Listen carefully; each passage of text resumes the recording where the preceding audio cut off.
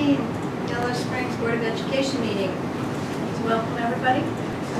The crowd. Right. The summer masses. And here we go, call to order. Aida? Yes. John? Here. Steve? Here. And? Yes. All right, approval of the minutes of June 8th, 2017 and June 22nd, 2017. Is there a motion? So moved. Second? Any issues, anything? Okay. Roll call. Sean? Yes. Steve? Yes. And? Yes. Aida? Yes. All right, and I'd just like to ask people who are present, if you haven't signed in already, there's a little notebook back there, if you just sign in so that we have all these messes. Okay, communications, presentations, and report. We have a letter from Carol Culbertson dated what? June. Gosh, and it's not here. That's the question. I saw it, but it's not. I saw it as an email, Right. so that should have a date on it. Anyway. June 8th. June 8th. Okay, great. So, dated June 8th, 2017. And then a letter from Mackenzie Reynolds dated June 30th, 2017. Again, I'd like to recognize any members of the audience that would like to address the board. Yes, please. Keep this up over the summer. Hi, I'm Eli Hurwitz. I'm the president of the YSEA, and today I want to recognize, thanks for letting me speak. I'd like to recognize the many years of service that Mackenzie Reynolds offered the district. She made sure that students knew what was expected of them and provided many supports for them to help them reach their expectations before, during, and after school. Because of this, students trusted her, and this is a very high compliment coming from high school students.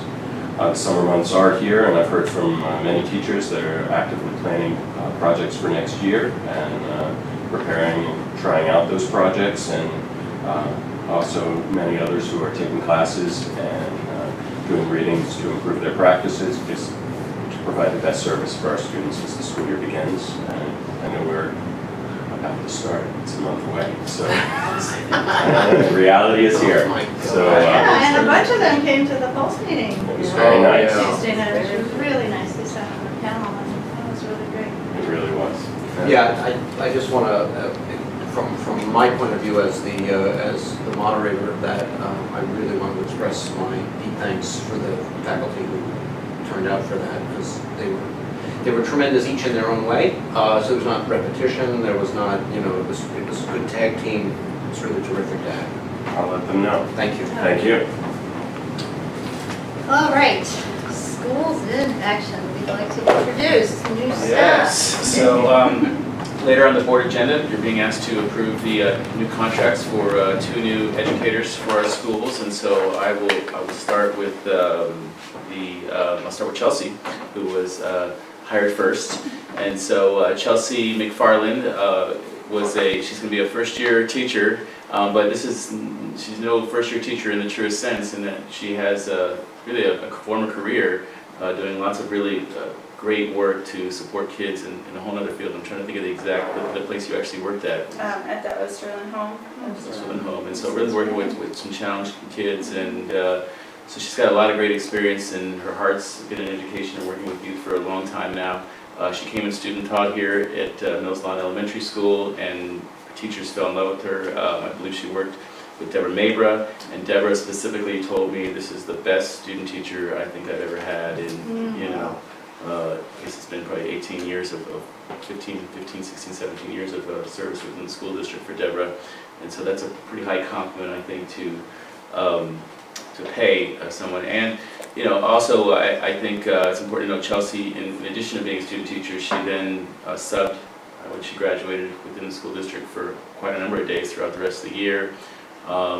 And she coached volleyball for the high school volleyball team. Are you planning on doing it again in the fall? Okay, great. Signed the contract today. So that's really good to hear. And I think like the day after we offered her the position, she was in here working. I think really quickly, as I think I recall that, and she's been in the office a lot and, you know, trying to get things ready and done. And so I gotta tell you, she was in this group that was the first group of teachers that went through the hiring bonanza, which I thought was pretty interesting for us. I'm sure it was really difficult for them.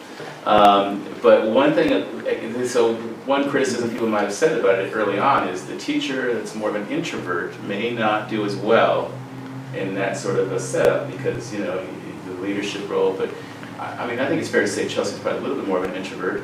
But the truth is, that actually was a strength of hers, I think, during this work, because she was really smart about what she said, when she said it.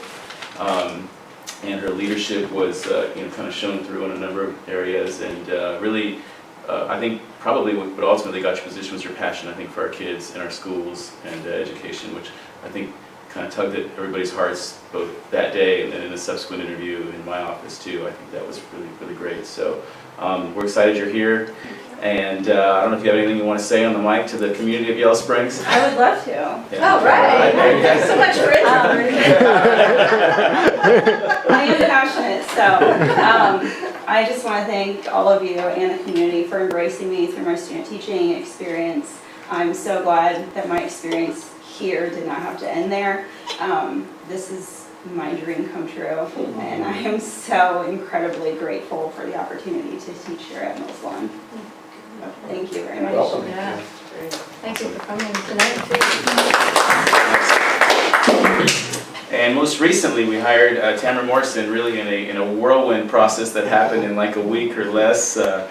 Lots of phone calls and conversations, and it was really a great experience. Luckily we had a lead from a certain person in the room about her as a candidate, and we were able to bring her in for an interview along with two other candidates fairly quickly. And Tim, myself, Jack sat, and she was by far immediately the #1 candidate, and the one we all felt super impressed with, and realized very quickly she's the kind of teacher that I think would do really well in Yellow Springs. I think what stood out from the interview for us was your relationships and passion you also have for kids, you know, and just the way you talked about building relationships with kids, and the way you talked about how important relationships with staff was for you, and how you really wanted to have great relationships with teachers, and that was really important to your satisfaction from your work. And I think that's what we want. I mean, we want folks who want to come here and really invest and build those relationships, not just with kids, but with their colleagues, because the work we're doing is integrated, and it's much more involved with lots of other subject areas. And we don't just work in our classrooms, we work with other teachers across the board, and that's super important. Tamara's also the department head at Fairborn High School, or she was, I should say. And so she's obviously thought very highly of. In a large school like that, it's a big deal because there are lots of math teachers. I mean, how many teachers are in that school? 9 math teachers, and so that's a really big honor for her to do that. And so we're thrilled she's going to come here. She's going to teach a number of different classes, including AP Calculus, starting next school year. So we're real excited. That's something she's done for several years, and she's really put a lot of time and work into it, and I think she's got a lot to offer our kids there in that regard and beyond. So, well, and I've said this a few times before, I feel bad when I say this because it's like, well, what about me? You know, like her daughter graduated from Yellow Springs High School just last year, Hannah Morrison. Just last June. Just In June. 6 weeks What ago. did I say? Last year. Well, last school year, yeah. Just 6 weeks ago, and you probably remember her. The name sounds familiar because you heard her give a big speech at graduation. She was our valedictorian, and so pretty cool now. And so, you know, and I also said one of the things I heard from teachers very quickly when they heard, you know, rumors spread pretty quick when they heard Tamara's name was in the mix was, oh, she's incredible. She did her student teaching here at Yellow Springs also 10 years ago, right? Wow. And Mr. Rainey. with Mr. Rainey. And so a lot of the teachers are still around that were here then, and so they were all pretty thrilled to know. They said she was a star then, and they thought she'd be great. And having her come back now after having lots of experience is a blessing to us. We're really excited, especially this late in the year. I mean, this is we're very blessed to have both of you join us, and so thank you. Tamara, do you want to say anything? Well, Chelsea thanks. I just want to say thank you. I just feel like I'm home. Kind of, when I started my student teaching, I always thought I would end up here, and it's kind of interesting because when I went to Fairborn, I thought, well, I'm retired from there, and here I am. So it is nice. I obviously believe in the school because of what happened with Hannah. She turned out okay, I think. And so I'm looking really forward to this opportunity, so thank you. Thank you. Thank you. I've been instructed to pass on a message about this because Okay. Angela and I have gotten to know Tamara a little bit through Hannah, and who's a friend of my daughter Olivia's. And Angela recalls an episode after some athletic event or other, might have been a swim meet, might have been something else. Anyway, it happened at Smashburger. Yes. And some former student of yours came charging up, big hug, Yeah. wonderful reunion. And it was at that moment apparently that Angela had this little thought in her head, why isn't she teaching in our school? So that's been sitting there for a while. And so now it has all come full circle. Yeah, well, that's great. I remember that too. Yeah, well, and that came through, I think, clearly in people I talked to as well, and I even talked to Brad Silvas, actually, Oh, I forgot about him. and he said some very positive things about you, and it was really, so he's now the superintendent in Green, but he was the curriculum director? He was our curriculum director at Airborne for just a small, short time.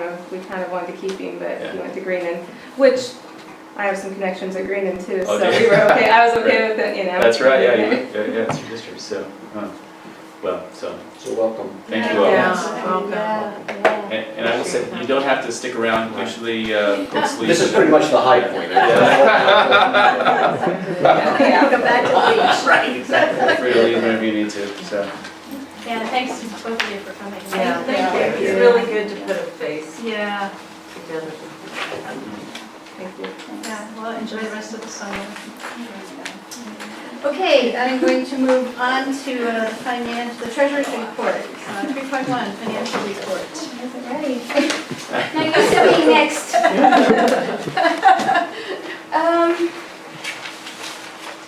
In my monthly notes, I put that there's $32,644 deposited into other non-operating revenue in the general fund. Most of this money was my billing for special education costs for fiscal year 2016. These are our resident kids that have significant issues, and we can bill if the cost for them is over either $28,000 or $32,000, depending on what the disability is. So I put in enough cost for $84,790, and then the state reimburses some of that. We get extra funding in our regular monthly foundation funding for special education students, but this is above that. It's called a catastrophic cost because we are having to deal with this and not getting the extra funding for it, so they do pay you some of that. So we got $32,517, which was 38.35% of what I actually billed for, so that's a pretty decent percentage. The athletic fund is on the agenda for your approval. The athletic fund ended the year $10,929 in the red. I had put in my notes, that I wanted to give you a little bit of a history of where we were at with the athletic fund with the transfers that we've been doing for the past few years. Because I'll just remind you that before I started here, we were transferring $6,000 twice a year in the athletic fund, regardless of whether they were running in the red or not. And that was also when we had football. So we were still losing money at that time, and then it was just this automatic thing that was done twice a year, so paying about $12,000 a year. Then when we had a cash balance, and then when we didn't have football anymore, we didn't have to necessarily make those transfers. So we started those transfers back up, I think, in fiscal year 14.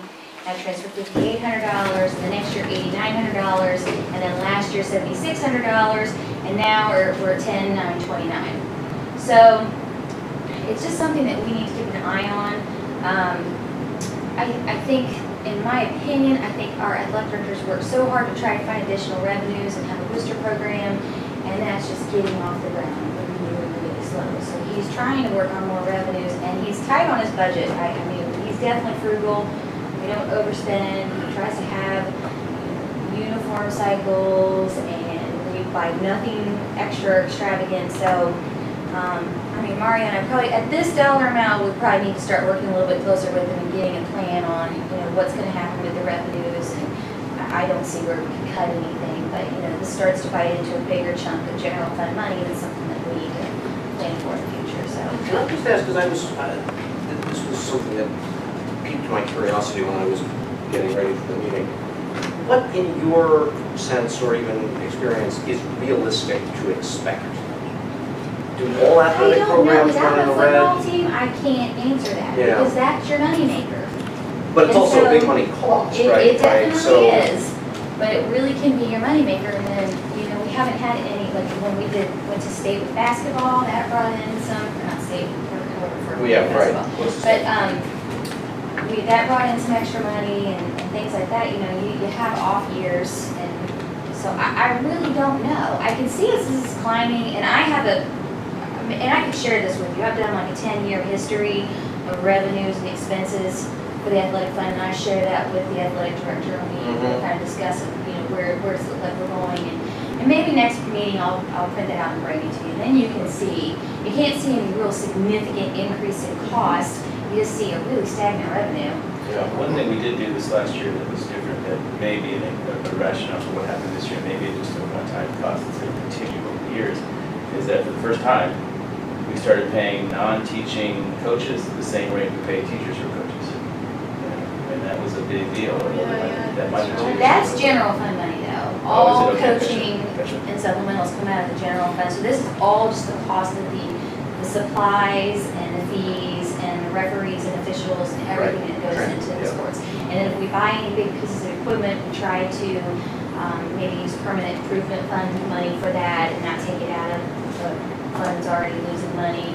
And we haven't bought any big pieces of equipment in several years unless we take it out of the athletic fund, or the I mean, because I appreciate that Nate and others have been trying to get a more aggressive active boosters group. But even so, is it realistic to think that they would cover an $11,000? And I think probably not. So at what point, what's our comfort level with what we're going to subsidize every Right, year, exactly. right? I mean, And that's I what guess we we have to talk sit about. at. We had bowling too, right? Yes. Goes with transportation around that, right? Sure. Things. And there's no charge to watch bowling, is there? So No. then it's all an expense. You Right. don't cover anything, anytime for ticket Right. rates or anything, so.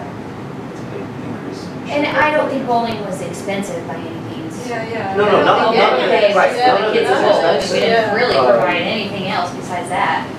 It just adds up. Yeah. It's, right, okay. I won't pester any further. Well, I have to say, I've said this before, but I've been to different schools that have different levels of athletic programs. And I gotta be honest with you, our athletic program, in terms of the amount we invest in it, and the quality of supplies and equipment we have in fields, and they're among the lowest I've ever seen. Mm-hmm. So we do not invest money in athletics like nearly at near any level of other schools that I've seen. And so we're about as frugal as they come. Right. When it comes, to almost to a fault, honestly, when it comes to athletics. That's the truth. Okay, so that's just something that we'll keep a better eye on this year. Not that we haven't, Yeah. but Because it's we climbing, probably need so, to talk about it a little bit more. yeah. And then we have a grant, the Miller Fellow Grant, where we've had Miller Fellows work in the school district with some of our employees. And we work through Antioch College on that.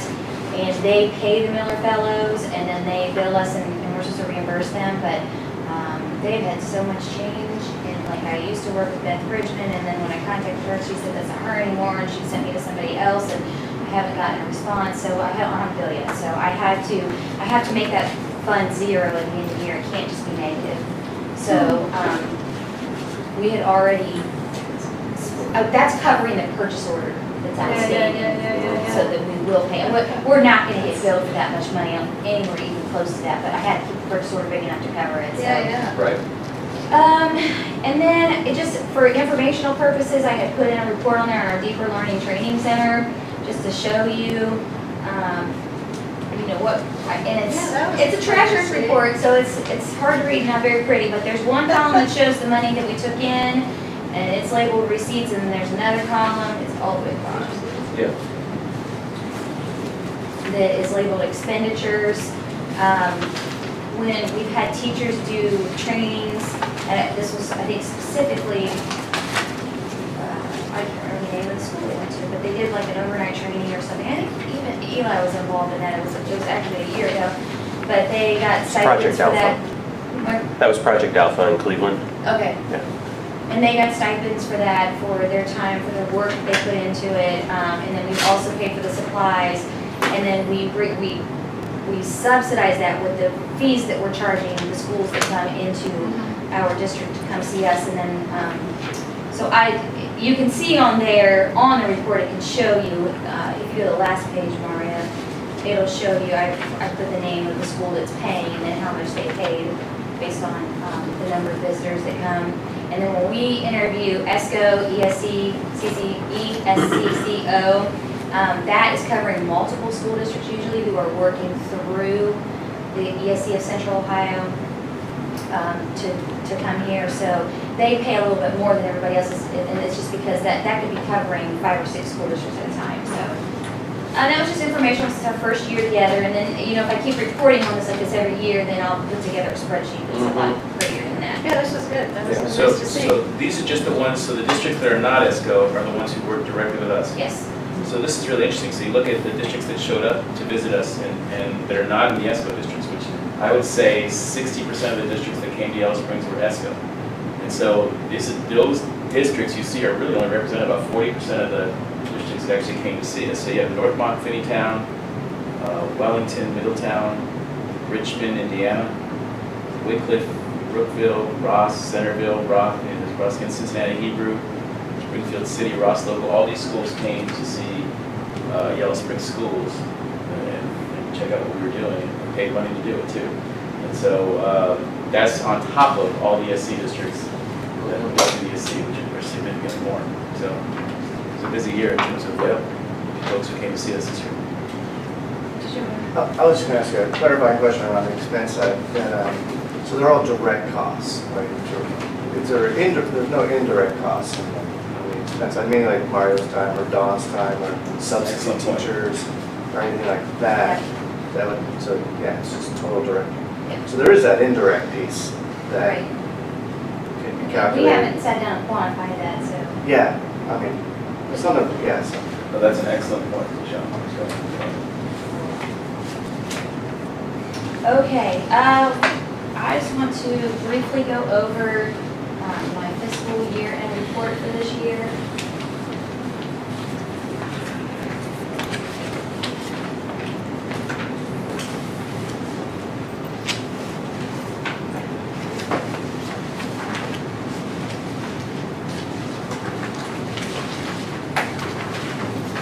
Okay.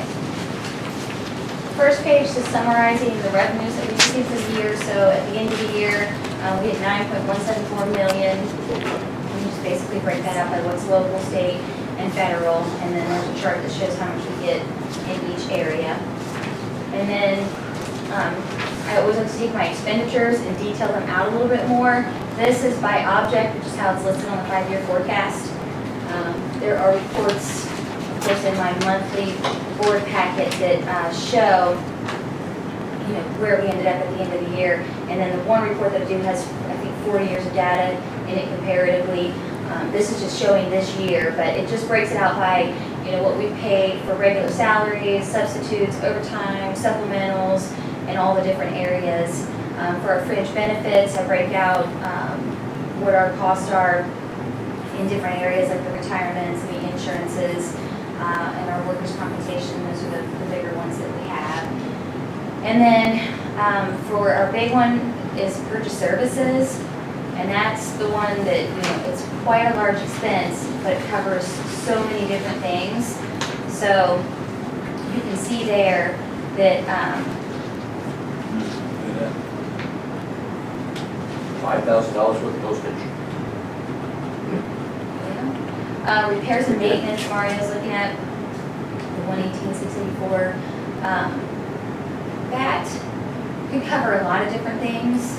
Actually, there could be a lot of different things thrown into those exact account codes. So I'm not real sure. I couldn't tell you exactly what that is right now, but that's just that's just basically things that we're doing for, I have to look that up. And I mean, now that Mario's pointing it out, maybe I should and just see what all went in there. But It adds up. yeah, exactly. So a lot of our bigger costs are like our excess costs that we're paying to the Greene County ESC and the Clark County ESC, and then our tuition, special education tuition in preschool, our open enrollment out, which we don't have that many, too many students that go out, our community and STEM schools, which that account, which grew a long time ago, really has remained stagnant over the past few years. It has not had a lot of large growth at all. And then our post-secondary and college credit plus. That one, I just reported out to Mario and the principals about, since they changed it and we have a lot of college in the classroom, our costs have really increased. Even though we contract with Clark State, Sinclair, Wright State, they all agree to keep the cost at the minimum billing possible as allowed by the state. So we're not paying anything excess to them, but we have to pay for all of the classes and all of the books now. And it's deducted from our foundation. So those costs have just increased a lot this past year or two. So, and maybe at some point I'll share that with you, but this program is so new, we just got to kind of see where we're going to level off at. So. And then next is supplies and materials. We have instructional stuff, we have textbooks, we have, which we spent very little on because we use software and electronic text. We have our library stuff and just things we spend on our vehicles and buses, fuel, tires, and stuff for custodial and maintenance. And then we have our capital outlay, and I just try to break that down into what is technology, what is we spend on other types of equipment, what's non-instructional. Most of our capital outlay is in technology equipment. So, and we had planned for that in the 5-year forecast. And then the next page is repayment of debt. That's our House Bill 264 that we paid through 2021. Other objects, I just kind of list up things there. The state audit fees will be really high this past year because we have a 2-year audit. This year we won't have an audit, so those will be a lot lower. They're still actually working on our audit, it's not done. So we'll have some costs this year for the fiscal year 15 and 16 audits. But I also still have to do the annual conversion to GAAP, the generally accepted accounting principles conversion that we're required to do. So that could be around $5,000. And then we have to pay the county, the auditor, treasurer for the taxes they collect, and then there's other things given and other objects. And then I have my transfers and advances, which I've already reported out on. So our expenditures for this year were $8.438 million. And then I just did a graph on that to show, what percentage is what. That's based on the 5-year forecast. But then the next area is, it's done by expenditure area, so it's regular instruction, special instruction, other instruction, and it's kind of breaking it out the same way by the 5-year forecast, but just telling you what we spend on salaries, venues, supplies, purchase services, and all that for those areas. So you can scroll through that. We're not buying bennies, by the way. I just want that to be clear. He hates me. We have support services pupils, support services staff. I group all of the board, admin, fiscal, and development officer together because they're just kind of the same administrative cost. We have our custodial maintenance, transportation, support services central. That's more of, I should have taken that. I did not group development in with that because she comes out of a different account code that's considered a support services central, so I need to correct that. But support services central are student services and the development office, and those costs are listed out in there. And let's see, note to myself.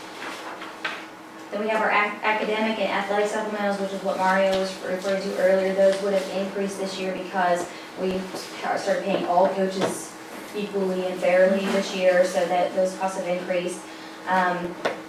Building improvement costs, those are just some things that we've done around the district to their general fund. They may not have necessarily been a permanent improvement, so we took it out of the building improvement, but we usually have very little cost there because we do it through the permanent improvement fund. But the $10,000 purchase contracted services is what we're working on right now with the architect firm and the cost we've had with working with them up to date. We're still in phase 1, so that was the cost of phase 1. And when we work into phase 2 in the fall, we'll have to pay more on that. And then we have to pay our House Bill 264 back, and then our transfers and advances. So this is just looking at the same $8.4 million a different way. And then I'm not even really going to talk about this page. You can look at it if you want, because I already reported on it in May when I was doing the comparison between where we were going to end up at the fiscal year and where we started out when I did the budget back then. There were no surprises, nothing any different. So this is just updated for final fiscal year end figures. And then I just updated my graphs for fiscal year end using where we actually ended up fiscal year 17, accompanied with the May forecast numbers. There's cash balance, and I show how our local, state, and other revenue are broken down. The May forecast numbers includes the projection about what the state budget was gonna look like, right? Yes, because I updated it. And that time was like 80,000 at the time, wasn't it, for next year? I don't remember off the top of my head. The budget just passed, right? I mean, it's 40,000 Right. for 2 years, and so Yeah, it's so less when than I this. do go to October, I'll have to adjust that. Yeah. Yep. And then the next graph shows our revenues broken down by local, state, and other, and then our expenditures. We can see, this is just kind of showing when we could possibly get into deficit spending. This is a graph of our deficit spending to show how it goes up and down and up and down and up and down. And then our salaries and fringes as a percent of revenue, I just update to what has actually happened for 16, 17, and then where we're looking like we're going. That one is, when we do this, we have our reopener for next year, and then after that, we negotiate again. So this is just having in those a 2% increase in salaries. So if that's different, then those numbers are gonna change and they're gonna go up. So that is our fiscal year in summary. Wow. And I made you a copy in case you wanted to keep it. Yeah, no, this goes right by the bedside table. Don't keep doing it. Can I go comment? Yeah. You know, the page you skipped over, like, this is a really important one. I think when you look at, especially on the revenue side, I mean, it looks like we lost, or we decreased by 120,000 on local taxes. Yep. But the state foundation made up that difference right away for us. So I don't know if this is a trend we're seeing where we're getting more state support, which is fortunate because it's balancing off kind of decreased local support, Well, at least in terms of the budgeting. yeah, so let me just piggyback Sure. on that a little bit, because, yeah, I guess I was And pretty, then open enrollment too. well, that's Yeah, okay. what I was gonna say. Yeah, so it's really the increase in the state foundation and the open enrollment higher than predicted that sort of Really. kept these numbers looking healthier than they would otherwise be. Mhm. I was quite surprised to see an $81,000 drop in property tax Right. collection, given that there seems to be, construction going on, and I don't know how you account for that. I think I it might just, be a reflection of property valuation Yeah, by it could by the county auditor. valuation going down. Yep. See, that's surprising, that's, While the cost of housing and selling is going up. Why is that happening? That's a really good question. Yeah. We did touch on that a little bit at our last meeting. but Right. Is that's what we're seeing? well, right, and it's, well, These are just projections, right? Right. So these are just projections. It's not what actually happened fiscal year before to now. It's a projection of what the unpredicted would happen. right, Yeah, right. So no, I Right. understand, And but, there is another report, my monthly reports, that shows what's happened year to year to year to year. yeah. So, right, I guess I'm a little troubled, because the state foundation money is pretty unpredictable. And we may be maxing out at open enrollment, given board policy. So if the trend lines on the other revenue sides continue, this is gonna be, I'm gonna lose more sleep. That's what this comes down to. right, anything else? Yeah, thanks. Yeah, thank you, very Bill. much. All right, so let's see, we have to do this, right? The advances and transfers? Yeah, 3.2.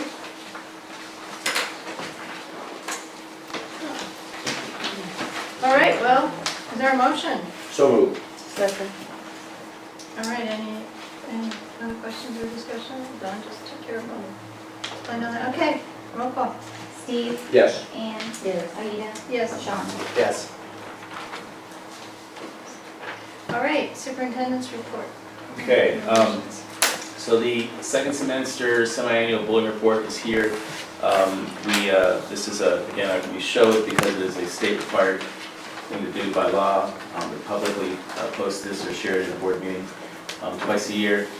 And, honestly, this is surprising to me. I thought we'd have more reported than this. But if you look at the official definition for bullying, that would be the reason why it would make sense. Certainly, we had some escalations in student behavior this year, in the second half of the year that didn't quite meet our expectations, but didn't mean they were considered bullying, by the state definition of bullying at least. So there you have it. Again, they're all in this middle school age range, Yep. 5th and 9th grade, and a lot of this happens. And we try to really do things to target that students and try to really work with them. I think I think this is a positive sign, relatively speaking, considering there's only one incident in Mills Lawn that qualifies. I think that's pretty good. That was reported, I should say. Summer work update, last year I shared a little bit of this. I think it's important to kind of say what happens in July and June in the Board of Education office so that folks know that the district we work all year. And so there's a lot of things that are happening over the summer. And so a couple of those things, I'll kind of go over just that list so you all can know what's happening while school's not happening. We are doing a ton of hiring right now. So that includes posting positions, it includes setting up interviews, it includes interviewing, it includes checking references, it includes requesting personnel records and then getting them, looking through them. Really all of that, and then actually interviewing, candidates as well. And then second interviews if we decide to do that, discussions, and then, obviously sharing those with the board and getting them on board agenda and approved. So that's a lot of work. Planning our pulse meetings, so a lot of us have been involved in that. And working on all things facilities right now. We're kind of doing a lot of that work across the board as a district this summer. That's a little different than most summers because we really haven't done that at all any of these other summers. That's sort of an additional thing we're doing. We've been working on our administrative evaluations, which is something that happens every year in June and a little bit into July. And so that involves just evaluating our administrators, setting times to do it, and spending the effort to really make sure you're doing a good job of it. This year we're still working on the roofing issue, and trying to arrange that getting done. There is material on the roof right now, and they're just waiting for a dry day to get up and do the work. And so the hope is that we'll have that done next week. And there are other things happening in terms of that as well. We worked on the website, so I know a lot of you know about that piece, but basically we're looking at trying to get a new website, and there's just a sense that we can do better with other places. East School, we wanted a 3-year contract. Contract ended in June, and so we were able to arrange a 1-year extension, and we think that in a few months we're going to look at other options potentially and see what's best. So the nice thing is it gives us more time to really think about what we want the next website to look like and be able to do some work around that. Jacob has been pretty involved with that, as has Donna first, and Don Boyer actually too, and then myself, obviously I'm the guy who ultimately started working with them when the pressure was on a few days before the deadline to get that extension. The last thing I want to point out that's been going on this summer, which has taken up a good amount of time, but not just for administrators, but also for teachers. And I want to highlight that our PBL coaches, we have several of them. We have 6 in our district here who have been actively working tremendously hard at putting together a great professional development plan for next school year. And I have to tell you, I'm so proud of these teachers. They are They're the best of the best. They're incredible. I put them against anybody anywhere in the state that I've ever worked with or seen. Eli can attest to it, I think. The quality of work that's coming out, and I want to share actually. You mind, Eli, if I share? I want to share something. I didn't even think about doing this until just now, but I want to share something that Eli actually was part of. He put one of these things together at least. And let me see if I can get there real quick here. And pretty soon I'll go to that one instead here. Let's see here. Where am I going here? So you can see his evaluation here. Where are we? This might be it. Yes, this is pretty cool. So this is just an agenda from the last meeting we had, from July 9th, and I think I can show this agenda. So this is what we did, and we reviewed some of the important dates for next school year. We created all of this basically. This is done completely from a shared decision-making standpoint from start to finish. This is an easy thing for a superintendent and principals to do, just sitting in the room, the three of them, figuring it out.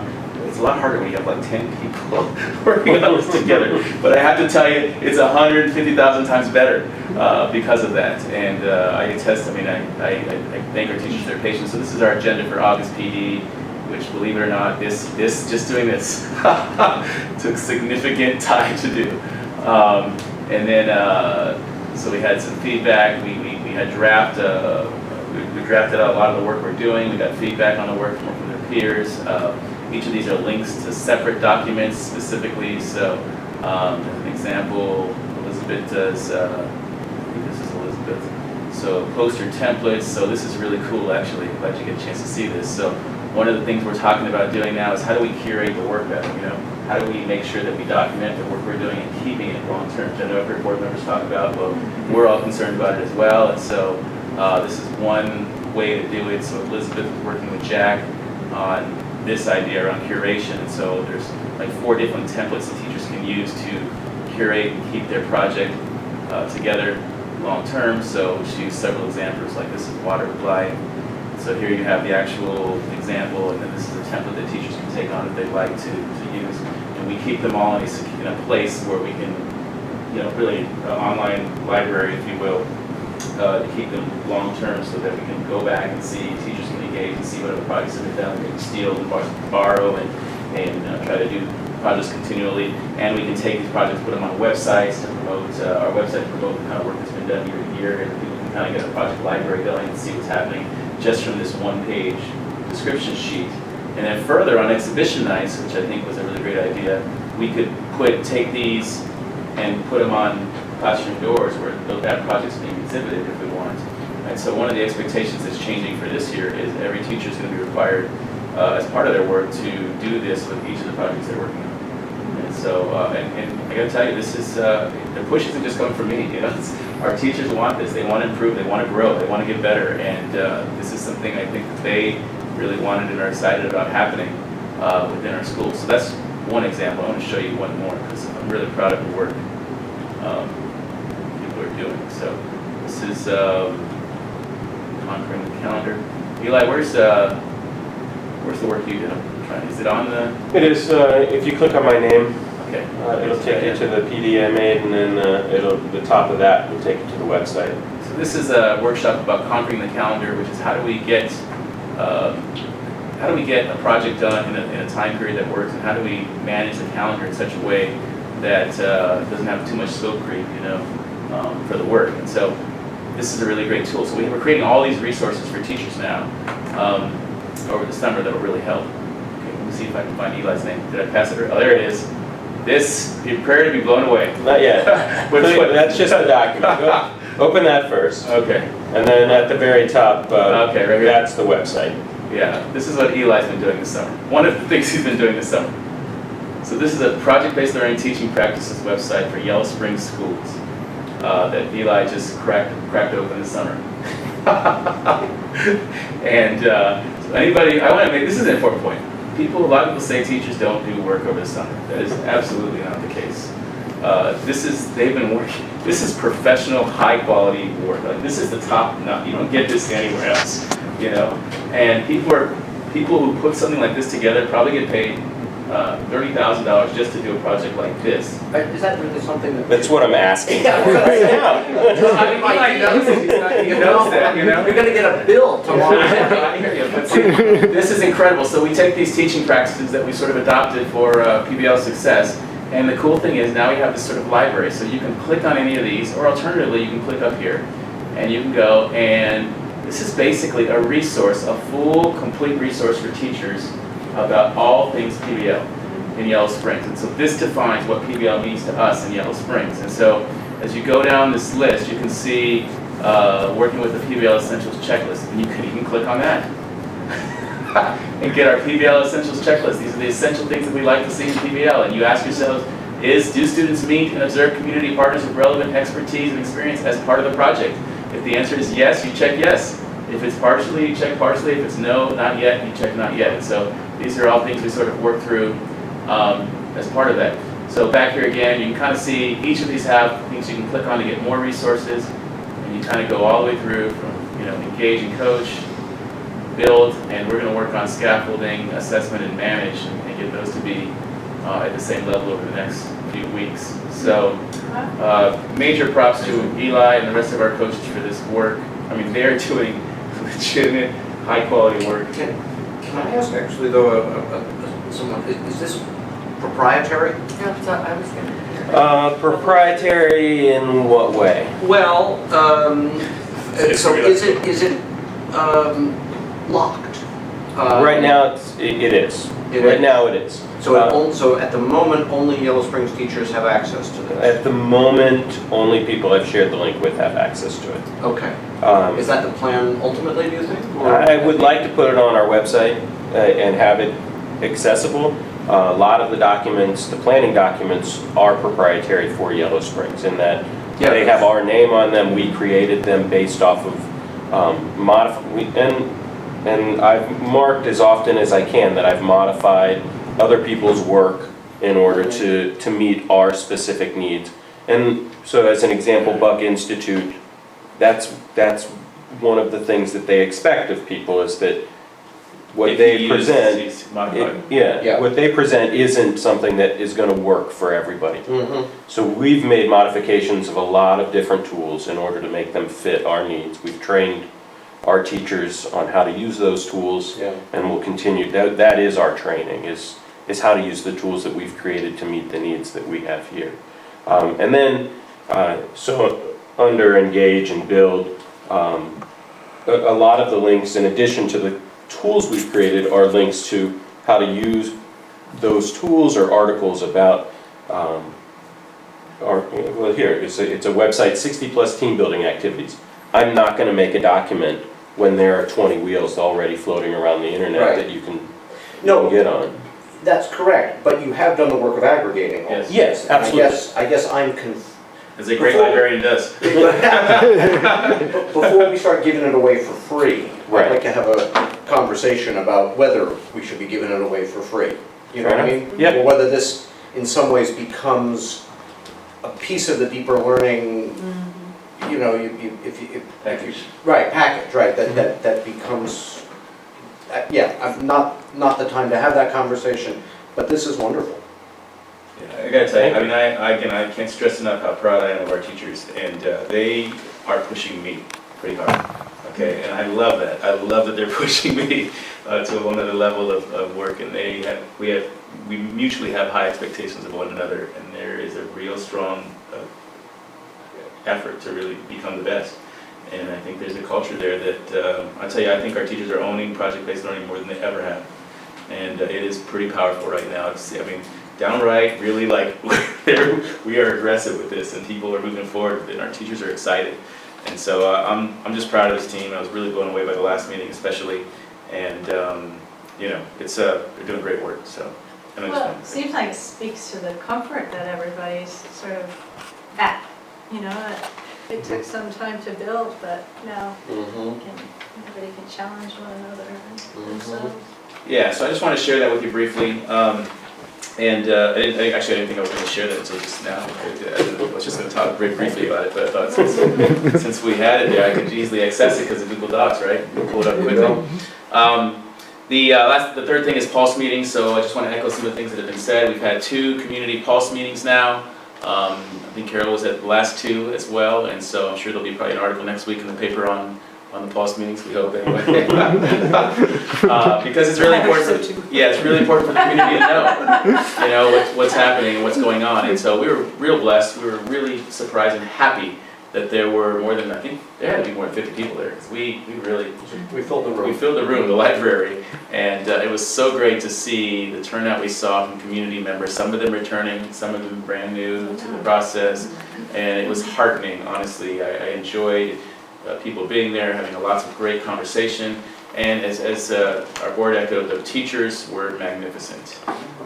They sat on a panel, we had 8 strong, there, sitting around the table, talking about their work, and really, I think, unfiltered, which I thought was so great, that they were very just open and transparent for the community, and I thought it was wonderful to hear them talk and articulate their position so well and really share their experiences so well. Just during that meeting, I was thinking, we're very lucky to have such smart, intelligent educators that really handle the nuance of it all pretty well too, I think, because it is pretty nuanced. So I thought it was a great meeting, and we'll have another meeting August 12th. Is that right? It's a Saturday morning at, I believe, 10 a.m. Yeah. in the Morgan Middle School. Not the Morgan Middle School, yeah. No, McKinney. McKinney Middle School. Shoebox, aka known as the Shoebox. We'll probably have it in Jamie Adolph's room. That can fit the most people in it, and so we'll squeeze a bunch of chairs in there and have a good time. But It's gonna break. I think it's really important. Really important to have the community in the spaces where our kids are, and not just the pretty spaces, but all the spaces. I mean, we have kids in there every day, all day long. I think it's important to have the community go to those same places our kids go to every day and spend some time there. And so I think it'll be really nice. We invite everybody to come out, especially folks who are really busy during the week and can't make those evening meetings because they have to go to work early or whatever it may be. They're working maybe night jobs as well. Here's a totally different date on a weekend, on a Saturday morning, intentionally put in there so that we could meet the needs of a different group of people who maybe couldn't make the other times. And so please come out. We're still working on an agenda for that meeting that we're going to talk about. But we'll, as we get that information out there, we will, as we learn more of that information, we will certainly get it out there. So it's been very informative, learning more from the community, hearing more from the community, and we just really want to hear more, I think, and get more and more feedback about our schools. So last thing is gifted law changes. This is a good one. So a couple things about gifted education that have changed effective July 1st, 2017. And it's a, bear with me for a few minutes while I talk about this, because this is important. Currently in Yellow Springs, and for at least as long as I've been here, and I think a lot longer, we sort of have taken the approach of an ILE program, which essentially creates experiences for all kids in the school district, not just those who qualify for gifted education services.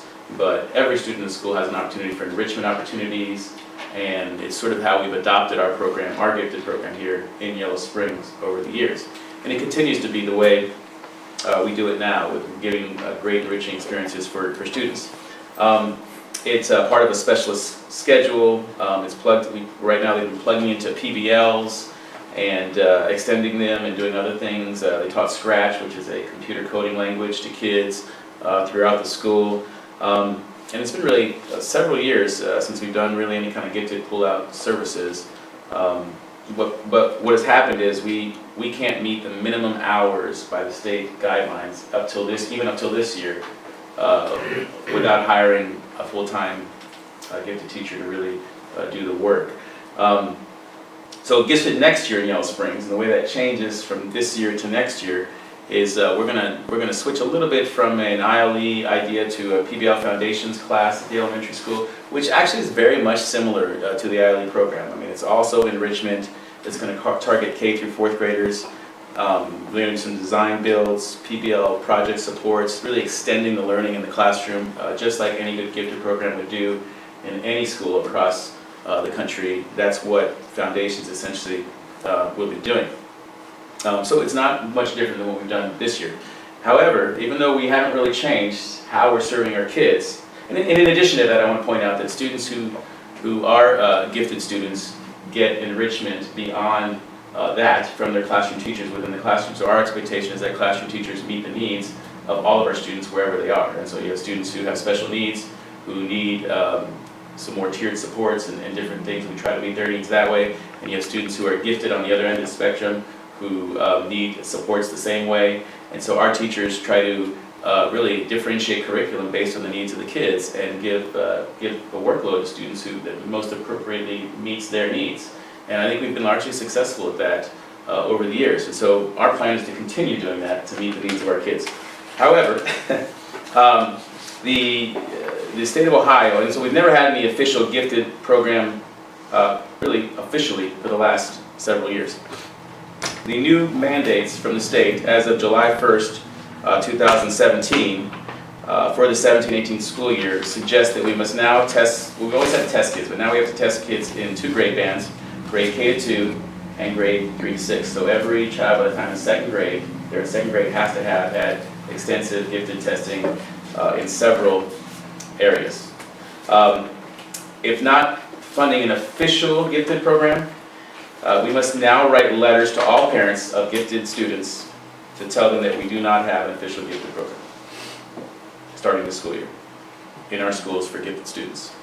To officially, let's say the option then would be to officially fund a gifted program if we wanted to do that.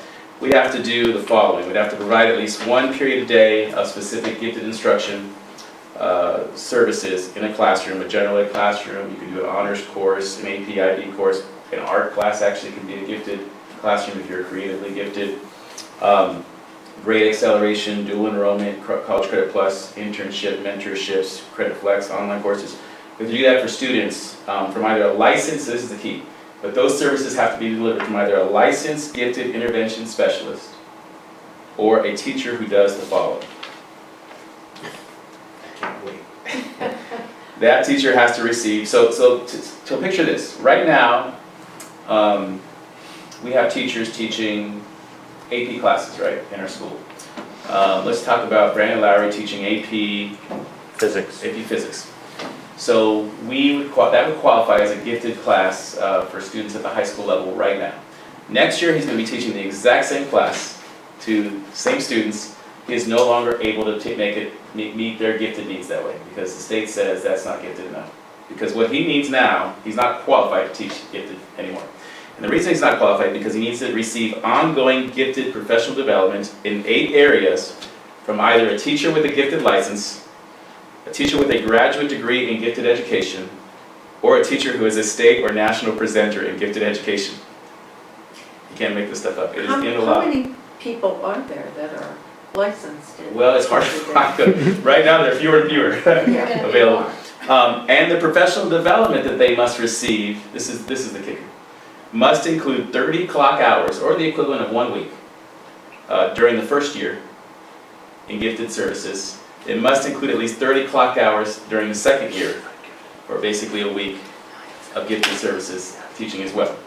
So in order to meet these requirements and ensure that every gifted child receives officially state-sanctioned gifted teachers, we must ensure that at least 1 teacher in every grade level has either a gifted license or goes through 1 week of PD from a gifted teacher, a graduate degree holder, or somebody who speaks professionally, statewide or nationally, on gifted education for 2 years in a row. And that's a week, basically. A week, 2 weeks within 2 years.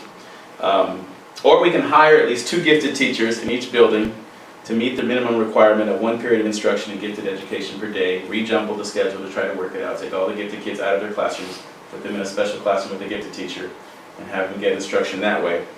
Or we could pay for 1 teacher per grade level to get licensed in gifted education, which requires significantly more classes, and that would be about 9 to 12 teachers probably.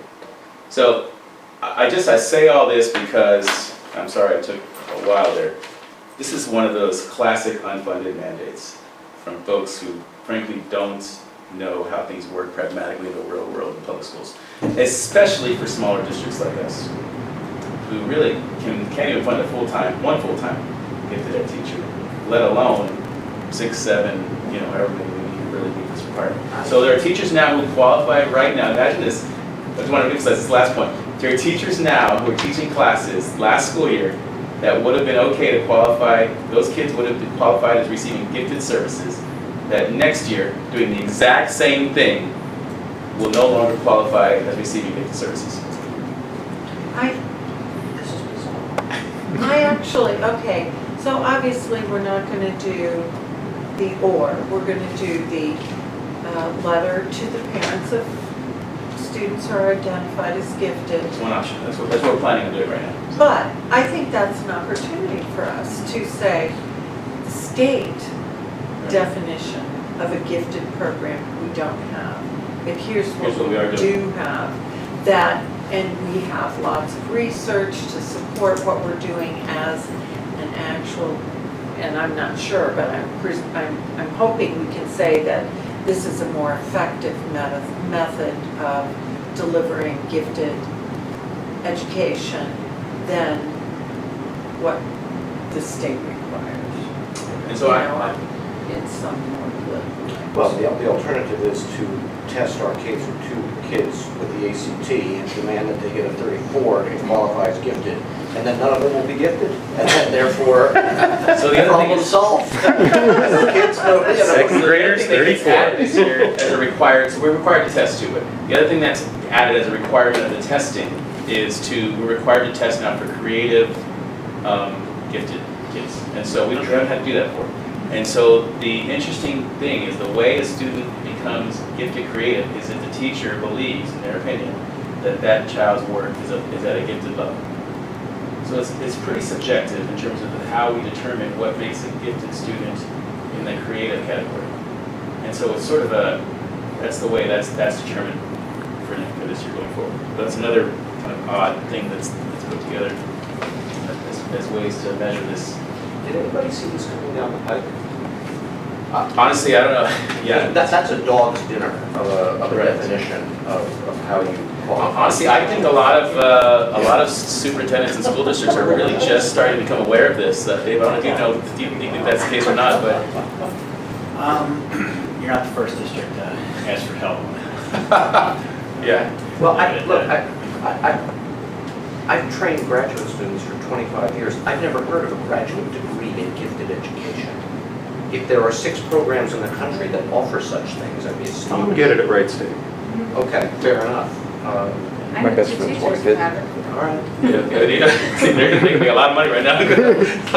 No, and the other thing is the big one is the kind of the laughable one is if you've gone out and done statewide training and you qualify now to suddenly grant somebody a gift. What if I started lecturing about You could. gifted education? You could. Yeah, I'd lecture about anything. Be a lot of revenue. And so I think the larger issue is this issue of chasing state legislation that continues to change and continues to be written by folks who don't understand public education and really doing that. And so I think we need to pause, and anytime there are options available for us, we need to think about do we really want to go down that road or not.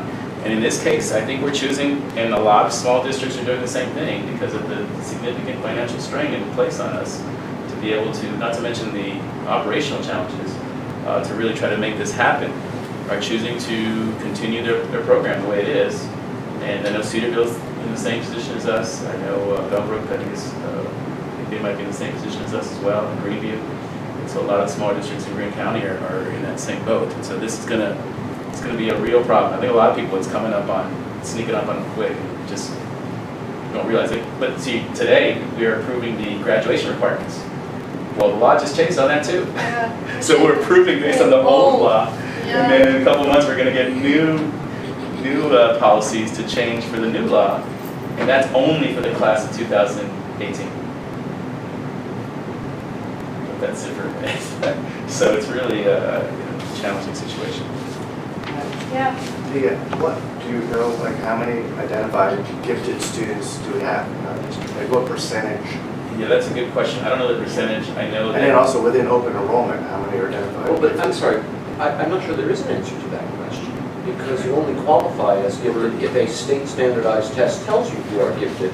We haven't administered set. We have, No, we we have to have. administer every Okay. year. So we have to administer every year, required to do that. Even But if we these don't are- have a gifted program. Exactly. Forgive me, That is state law. And Sean, I think the last, I don't want to give you the exact number, but Yeah, I think I mean, the that'd be last interesting, number I like, got is if somewhere, like 90% of our kids were gifted, No. then we'd be having a different I conversation. think we're talking about between 20 and 50 kids.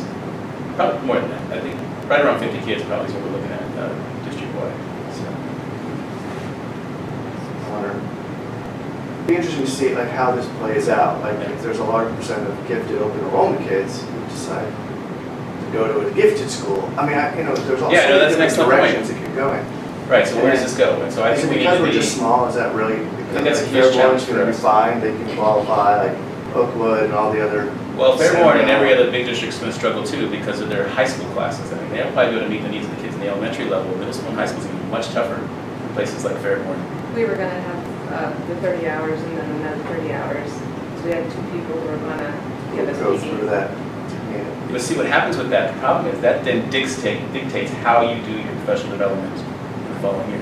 Right. And we kind of refuse to let the state tell us exactly how we're going to do our professional development every year. I think that really, we wouldn't have what you're saying with project-based learning if we let the state dictate everything we're doing in professional development every year. And so it's sort of like chasing the tail, tail's wagging the dog here. Yep. And I think that's a huge challenge for us. We could do that in theory, or we could pay teachers to come a week ahead of school and try to expect everybody to be there. We can't expect everybody to be there. We have to work out probably some kind of a MOU to really make that happen. And I'm sure that's probably what Fairborn and other school districts are doing to figure out ways to make it happen. Then I guess it goes back to your opening comment, and like, can we say we're not offering the state standard of gifted program, we offer something better? Yeah, exactly. Well, and even in the Fairborn case, I mean, all that would do is give teachers, I mean, sure, they get some training, which is great, but honestly, I don't know that I wonder how much that would really alter their practice in their classroom versus what they were doing. Yeah, Right, the right, week-to-week transactions in the classroom. So we go through all of this spending, all of this time with teacher training for something that will yield a checkbox we can put on our report card. Yep. Yeah, but that's what's education, driving education right now. Public education is being driven by test scores and report cards and mandates. And in Yellow Springs, we've decided to take our schools back and do things differently. And so I think that's, this is another example of that. When did this come to you? I mean, Well, the gift of, this is in our packet that we met with a couple months ago, I think we were working through it. And so we've been trying, that was one thing we were trying to wrestle with, that we hung on to, and we're still, actually, no, this one came after, I think. And, yeah, this is pretty recent, yeah, this is, Dave, I mean, probably the past couple of months, right? That's really been, yeah. So it's pretty quick, it's come on really quick. Maybe, obviously not in this meeting, but a future meeting with House Bill 49 passing, we could like have an update on other ways that passage has impact our district. Yeah, and that's the one about the, obviously, the graduation issue. Yeah. That's a huge piece of it. My impression was from the headlines are less testing. Right, You know, there should we're be, getting all of supposedly that, it's a little less testing. but what is the, Not much less testing. Yeah. Just social places, a couple places. right? Maybe we get like a general overview of Yes. this. Now, don't give it too much credit, because it's not that much less. all right, we are moving on to the administrative portion of the consent calendar, 4.2 through 4.5. Is there a motion? So moved. Second. Do you want to talk about this K through 6? Yes, absolutely. Yeah, so we're adding a new special ed program to the elementary school for students with special needs. It's going to be a cross-categorical program. We identified that through that our students, we have an increased number of students who are being identified as special needs, or we have new students coming in kindergarten even that have more significant special needs. And so as a result, we felt in order to meet those students' needs, we really needed to have an extra teacher hired to be able to really support those kids. And so this is a decision we decided to make. And so we're recommending the addition of this program. And for next school year, I think it'll help it'll help increase and improve the support that kids are getting from their teachers in the classroom. have anything else? Okay. Roll call. Ann? Yes. Aida? Yes. Sean? Yes. Steve? Yes. All right, motion passes. Okay, and personnel, 4.6 through 4.7. Is there a motion? So moved. Second. All right. Anything besides thanking Right. people who've been here? Exactly, she's been waiting around to get hired.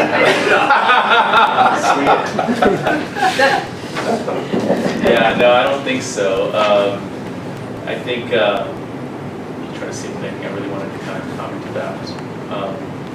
So Isabel Deerauer is a new cross-country coach for us this school year.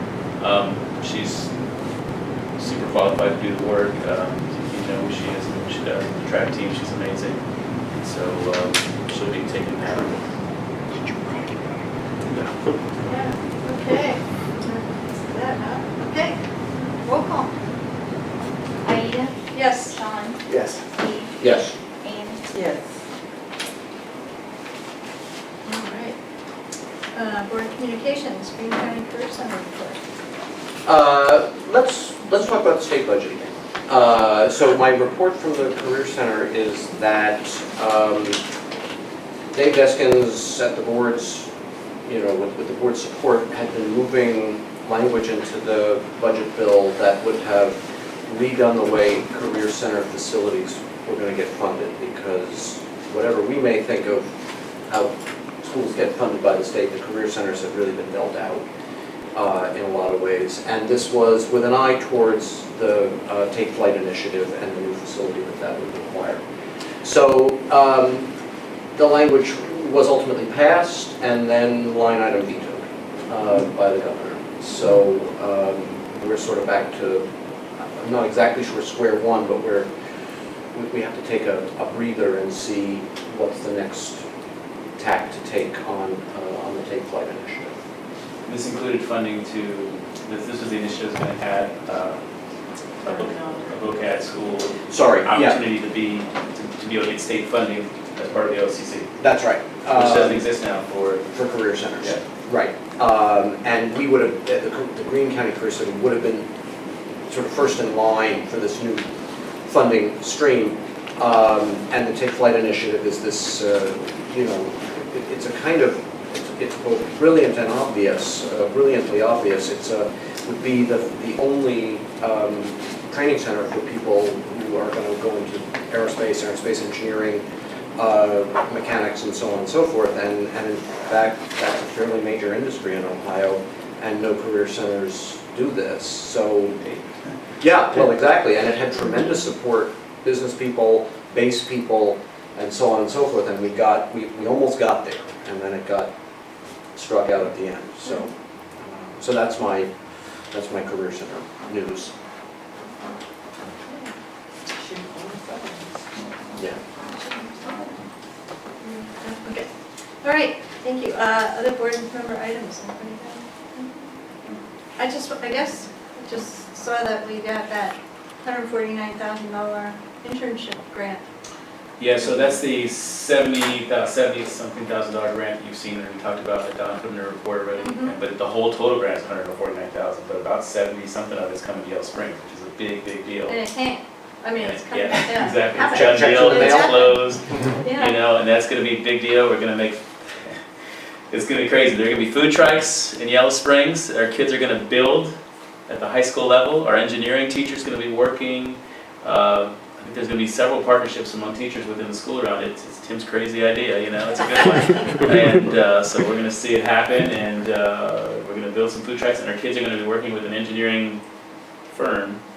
I don't know if it's a firm or not. No, I think it might be a manufacturing facility in Xenia that's actually gonna take our kids as interns, and they're gonna work there on building these trucks and designing them with us for the entire year. And so we'll take our older kids, students and juniors and seniors who, especially our seniors who have significant credits and have some of their time in their schedule to build, put them in this internship program. They will lead some of the younger engineering students in kind of on mentoring them on teams to be able to really work on this project together and build it and make it happen. before you know it, our kids will be wheeling around town on food trucks, selling food. That's part of their learning. Watch out, street fair. Right, Exactly. That's pretty cool. It's Trent, I forget Trent's last name, but Fisher. Fisher. Okay. It's his Fisher, business okay. in, Gotcha. Oh, okay. in Xenia. What's the name of the? It's AAJ, I think. I forget the name of his company, but it's his father's company and his company, and he's a Yellow Springs resident. Pretty ambitious, but I think one of the things, so this is the kind of thing that happens when you have a PBL school that's doing some of the work we're doing, is that people just start to get really innovative, and things just, we start saying, why not? Just saying, saying no, we say, why not? And we try to figure out ways to make it happen, and this is a perfect example of that wild and crazy idea. And there are lots of partners, we're partnering with Clark State, organization called PIE out of Cincinnati, really lots of different,